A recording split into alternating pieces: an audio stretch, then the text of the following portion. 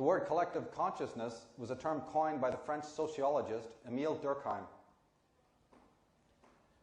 And of course, a lot of people who misconstrue what people like myself talk about, we're not bashing anything when we talk about Mitwelt and our domestic duties. It's not about erasing those completely. It's certainly not about running away from them. It's again about a way of seeing. It's about the way you do what you do, not necessarily what you do. So in terms of even collectivism, there's a small c collectivism, which is us all sitting here, the ebb and flow, you know, the interactions that we have on a mercurial level in daily society. We all need each other. I mean, Jean-Jacques Rousseau, that everyone's proven that everything we have is by exchange.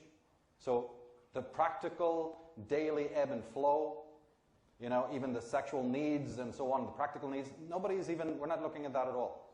We're looking at the psychic need to immerse oneself in those states of consciousness. It's the total immersion so that one is not listening to the voice of the imperial self. And E. Lindemann of Harvard, he says that modern research shows that much of what appeared to be biological inheritance is in fact cultural inheritance, transmitted socially, right? Mitwelt. This equilibrium of the individual, mental health, would therefore be dependent on his interaction with other members of the social network. So they understand now that far even more than genetic or biological predisposition, your character, your equilibrium, your mental health, your pathology, your sanity is largely dependent on your proximity and conditioning of those around you. It's basic. Positive aspects of collectivism, we're all human beings. As I said, one body is more or less like another. When one baby cries in a room, other babies often begin to cry. When one person smiles, we tend to spontaneously do the same. The female menstrual cycle, women who spend a lot of time together, it will synchronize. Sociologist, communist, or let's just say socialist, Daniel De Leon, when man started on his career, after having got beyond the stage of the savage, he realized that cooperation was a necessity to him, right? Obviously. He understood that together with others, he could face his enemies in a better way than alone. He could hunt, fish, fight more successfully.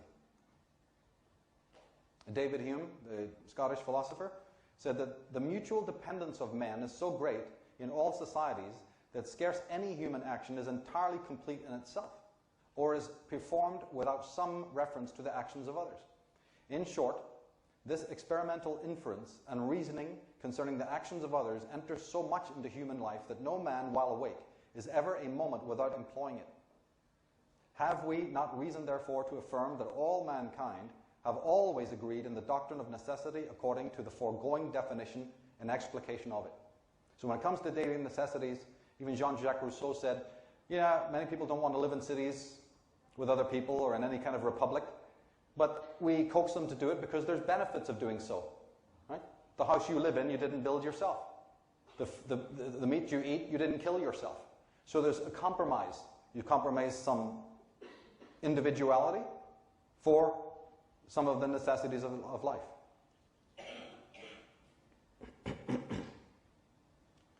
Some of the great proponents of this collectivism, one is Jürgen Habermas, and of course Ludwig Wittgenstein on the left there. Habermas points out that we become slaves by communication and, excuse me, slaves, no. Yeah. Dr. Freud, take a memo. We become selves by communication and interaction with other selves. We speak to be understood. These two guys were big on language and communication. Big. The two top thinkers on words and communication. We speak to be understood. And when we speak, we watch others and their responses to what we say. We change as a result of those responses. Eye contact, watching the facial movements and so on. Body language. They say that the self that I spoke of, the imperial self, they're claiming is basically a construct of society. And it's very important to find out whether these pragmatists and positivists are accurate. It has enormous consequences for us psychologically and spiritually, if they turn out to be right. As I said earlier, are we just what other people have made us? But one of the biggest proponents, in fact almost the father of pragmatism, the philosophy known as pragmatism, George Herbert Mead, had a lot to say on this. And he says that the individual mind can exist only in relation to other minds with shared meanings. So he's basically saying that a mind is a collective entity. Commentary on Mead points out that joint activity, including communicative activity, is the means through which our sense of self is constituted. There's Mitwelt, to the max. You are what you are entirely because of the group in which you live. They've done research on this. They say if you go to this tribe, we've done it. The idioms, the customs, the humor, it's 100% based on your society, your social setting. Commentary on Mead says the individual organism also takes in the collective attitudes of others in the form of gestures and reacts accordingly. This process is characterized by Mead as the I and the me. So there's, again, he splits it. In other words, the I is the response of an individual to the attitudes of others, while the me is the organized set of attributes of others which the individual assumes. On the surface, this all sounds fantastic. The I is self as subject. The me is self as object. The I is the knower, the me is the known. You can look these up yourself later on and digest it clearer than we have time to delve into here. The mind or stream of thought is the self-reflective movements of the interaction between the I and the me. For Mead, the thinking process is the internalized dialogue between the I and the me. For Mead, existence in community comes before individual consciousness. First, one must participate in the different social positions within society, and only subsequently can one use that experience to take the perspective of others and thus become self-conscious. Theodore Reich, psychologist, said that the intermediary stage between the observation of others and self-observation, remember even James saying we had no I, even a few thousand years ago, there wasn't any concept of subjectivity at all. Well, in a way, these people are sort of footnoting what he was talking about. The intermediary stage between the observation of others and self-observation is thus the realization that one is observed by others. The self-observation is not a primary phenomenon. It must be traced back to being observed. One part of the self observes another part. So when mother's looking at you, when other people are looking at you, you see that they're looking at someone. And their act of gaze, and Ponty would love this because again you're dealing with perception, this phenomenon of perception which is deep. But just the very act of somebody looking at you gives rise to you mimicking that, embodying that, where you begin to look at yourself and you divide into the I and the me. One is an observer, the other is the observed. It takes two, says Reich, to practice psychology, even psychological self-observation. When you want to recognize and understand what takes place in the minds of others, you first have to look into yourself. Such a searching is only possible when a division of yourself has preceded the observation. Self-observation is the result of a late phase of psychology. Nietzsche remarked, "The thou is older than the I." Every child is selfish, but it is at first not interested in itself. There is not even a clear-cut self. Primitive observation is directed to the person or the persons in the environment. There is no direct path from observation of others to self-observation. The thou remains for a long time the only object. The I is but newly an object of observation, so young that many psychologists had not discovered it as an object worthy of their attention until recently. So look how young we are. Humans are social animals. By nature, we bond with others, live with others, work and play with others. Our whole lives are spent in some kind of interaction or relationship with other people. No matter how we look at it, we cannot ignore the fact that we are fundamentally connected with other people in our world around us. Other behaviors, thoughts, and feelings are all influenced by others. In turn, we influence those around us. Certainly, individuals have different degrees of influence and reciprocation. The concept of group consciousness, says Percival Simmons, and of group identification is necessary for the further development of the self. A child is to learn that he is a boy and different from a girl, that he is white instead of and different from a Negro, that he is poor and different from those who are rich.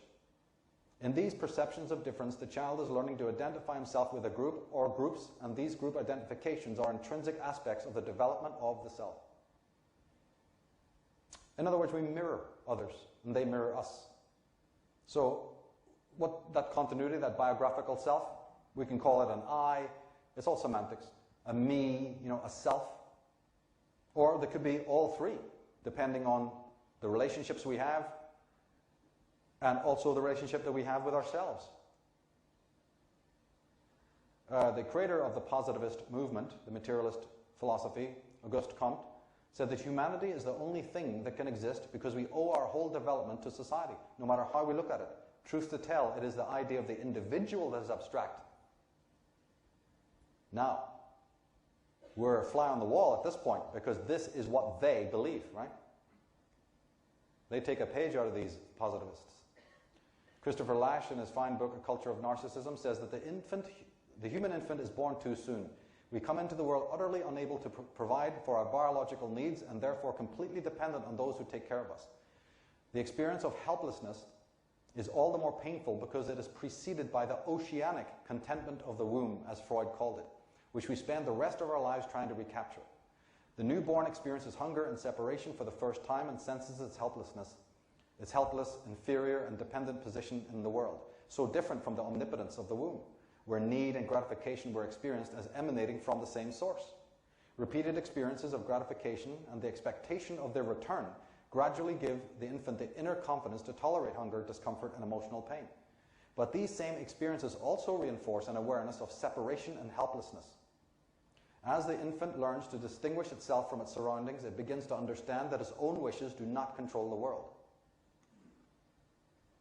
Arno Gruen says, to be born human is to be born in danger, because everything we come to know and do as human beings we must learn from others. Furthermore, because we are the most impressionable, flexible, and malleable of all creatures, we are capable of being taught learning not only more than is sound, but also more than is unsound than any other living creature. The result is not intelligence, but confusion. Our socializers, parents, teachers of every kind, bent on perpetuating the errors which have been visited upon them by their socializers, and perceiving them as eternal truths pertaining to the raising and disciplining of children, commit, with more or less the best intentions, the most awful atrocities upon their victims. A deformation process called upbringing, a crippling of the child's potentialities for the realization of its own uniqueness. So in other words, he's talking about the blurring. This is such an overwhelming form of conditioning that almost from point go, the so-called self, the I, that's why these pragmatists say it doesn't exist. Well, I thought you were meant to be top philosophers or something. I thought you were meant to be from one of these prestigious universities. But you don't know that, of course, the reason why you think the I doesn't exist is because from point go, it doesn't have a moment to even breathe. And by the way, do you see the illogical inconsistency of what Mead and others are saying? They're saying that you only understand the self or the I because others are looking at you and you digest the fact that you're being looked at and you then understand yourself as an object. But surely you must see the contradiction of that. Surely you must at least have even the most rudimentary sense of I-ness to even register that. Right? Right? Let's get clear on this. I mean, it could be just me, sitting at home, thinking about it, right? No, but I would say, look, hang on. Not only are you people wrong when you say that there's no I, you haven't given it a chance to speak. But more than that, even in the most rudimentary way, if I notice my mum looking at me or staring at me, for goodness sake, I must have some matrix of an I-ness to even notice that. But they're the ones with the degrees.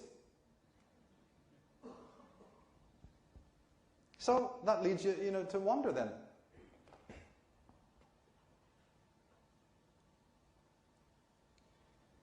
Go back to the original question.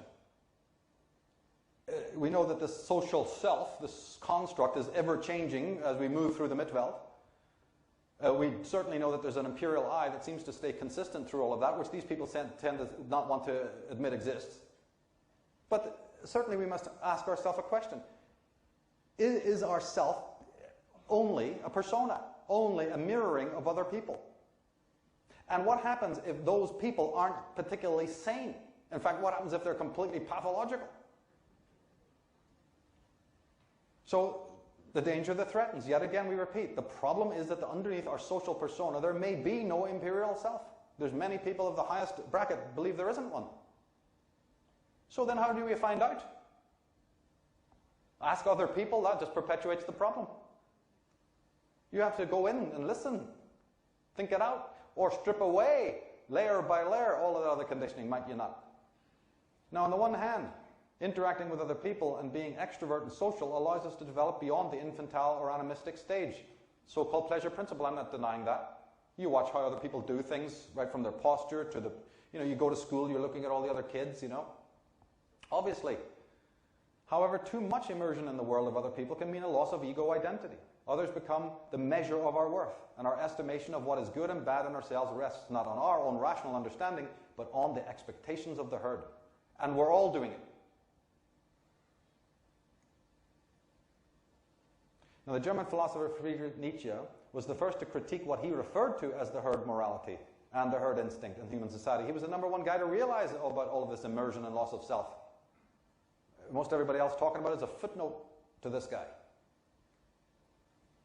He says, in individuals, insanity is rare, but in groups, parties, nations, and epochs, it is the rule. There's the danger. There's the danger that threatens. His contemporary, Arthur Schopenhauer, said that we forfeit 3/4 of ourselves in order to be like other people. Alan Watts said that we seldom realize that our most private thoughts and emotions are not actually our own, for we think in terms of languages and images which we did not invent, but which were given to us by our society. We copy emotional reactions from our parents. Society is our extended mind and body. Something left out by Mead again. It's a reciprocal circuit. But he's pointing out this thing. Taken to its extreme, that's just telling you that your mind is 100% colonized. As we said earlier on, yeah, you can think about territorialism and imperialist action and all sorts of jackbooting in the physical thing. That's been documented 1,000,000 times. And I'm all for remedying it. But how the hell are you going to remedy that when your mind is colonized? That's like cleaning a window with a greasy rag and then complaining you can't see the view. Eric Newman, psychologist, Jungian, among primitives and wherever the conditions are primitive, the conflict between the individual consciousness and the collective tendencies of the unconscious is resolved in favor of the collective at the cost of the individual. That's the fallout. That's the problem. In other words, the self basically ceases to be our focus and the world and other people subsume it, take its place. The great French sociologist, Alain Touraine, says that modern man is constantly threatened by the absolute power of society. Rand says the social theory of ethics substitutes society for God, and although it claims that its chief concern is life on earth, it is not the life of man, nor the life of the individual, but the life of disembodied entity, the collective. They're thinking in terms of the collective and the species. And the Darwinists will try to tell you fraudulently that so does nature think that way and act that way. Well, according to you, yeah, not anybody else. The internal psychic representative, or agent, I say, of the parents and the Mittelwelt is known technically in the jargon of psychology as the superego. Very, very important to understand how the anatomy of consciousness. So how does this happen? They didn't explain earlier what is the engine of this? How does this happen? Part of the ego, separate from the ego, called the superego, takes care of this. It is the inner representative of all that external authority, primarily the parents. And one can, split hairs and start talking about one of the parents is prohibitive, the other is permissive. In the Victorian society, when Freud wrote, that was more true. That has just gone to pieces in modern age because the mother can be very prohibitive, the father can be extremely permissive, there can be one-parent families, so that's a little bit, it doesn't mean that Freud was wrong, as a lot of people try to insist. It just means that time has moved on, and had he lived, he also would have updated his theories. Now, the superego molds the ego into the shape desired by society. It attempts to find a harmonious relationship between the Umwelt and the personal will. When this harmony breaks down, neurotic symptoms occur. So psychologists, all of them, whether they admit it or not, and certainly those who are in the Freudian school do admit it, Their primary work on you when you come with neurotic tendencies is to work on the superego. That's why they ask you about your parents. It's not some psychobabble nonsense to make money. It's because they have to ask, what was your relationship with those authority figures in the beginning? Because you are embodying it. The next step is to find out about this inner tyrant, this inner policeman, the embodiment of all of that.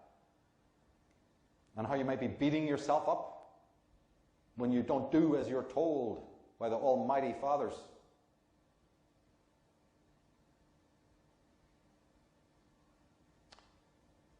And to make the point that the consciousness is split. I mean, ego, superego, id. There's a division taking place there. There's an inner dialogue between those hemispheres, right? But shadow, very important. A lot of people talking about the shadow, especially in the New Age movement. Books are written. Not one sentence I found to be either accurate or even even pertinent. The shadow, so-called, that we all have to face, and I agree with that you need to integrate the so-called shadow. But what does the word shadow mean? It's incorporeal, isn't it? It's a shadow of something else. Just like your physical shadow is.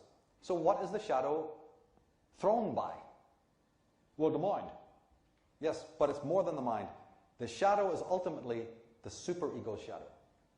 And if this was pointed, it needs to be pointed out in the introduction, but you don't find it. It is the superego structure that is casting the so-called shadow that needs to be integrated. In other words, that which is repressed by the superego. It's doing the repressing. Repression being that you forget something and then forget that you forgot about it. So the shadow is in fact the creation of the superego. Or what? What was superego a metaphor for? Society. So the shadow is not some weird psychic hobgoblin in the back of your head, as often in fiction and in psychobabble it is portrayed. No.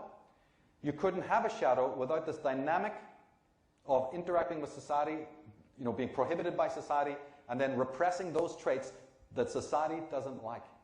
There is called the shadow. And the parts that you have learned to hate and despise about yourself. We'll get the sadism in the next section. Therefore, do you not see that the shadow is not, in fact, personal? Now, Jung did admit this. Jung did speak about this, because he's the one who really coined the term shadow. When I say that Freud referred to it, it was not in that term. Therefore, the shadow is collective. The shadow is not necessarily yours. This is very important to realize. The shadow is not yours. It is all of society's impositions and restrictions upon you. And then the famous journey to the underworld, right, which is as old as the myths, by the way, and in all the lands, is the hero, the son, going into the underworld to then face and embrace that shadow, an age-old concept, embrace the beast, which is the self. Because what is the shadow? Even the textbooks tell you it is the repressed content of yourself. It's parts of yourself that you've had to reject because it's been censored by society. The Lakota Indians call it the shadow man. And he comes out during war. And they do rituals to thank him for coming out in war. Now, the conflict between the ego and the superego, or we can say the will in the world, is often the main reason for the laundry list of syndromes such as depression, melancholia, anxiety, futility, antisocial behavior, aggression, and so on. And self-sadism, we'll come to that. Of course, we all know that sexual drives are the first target of the repressive censor. Hence the normal state of anxiety and tension within human beings. The best person who addressed that is Wilhelm Reich. He was a contemporary of Freud, and he went into this deeper than Freud ever did. But it's obviously a generalized coffee table fact that it is the sexual desires in children, especially when they go to school, that is the first target of the parental, social, and then ultimately inner repression and dissociation. That's a given. We don't need to explore it. Now, neo-Freudians realized that the dynamics and mores of man's societies dramatically influence the internal forces of repression, or the superego. Society's demand for conformity is the leading cause of pathology. It's the creation of the shadow. As societies become more suppressive, we've been talking about where we're going, right? As they become more suppressive, you repress, they suppress. Right? Society suppresses, and you pick up the slack and do the repressing. As these societies become more suppressive and closed, the superego likewise becomes more repressive, scathing and tormenting, forcing the individual to feel and to be increasingly alienated and anxious. As the superego drags the ego towards the world, as the conformity and collectivism increase, there is a corresponding repression of the self, hence more anxiety of the kinds we described in the beginning. So the superego is also key. The valve of the superego is key to the level of anxiety that we feel, both of the neurotic kind and also of the other kind.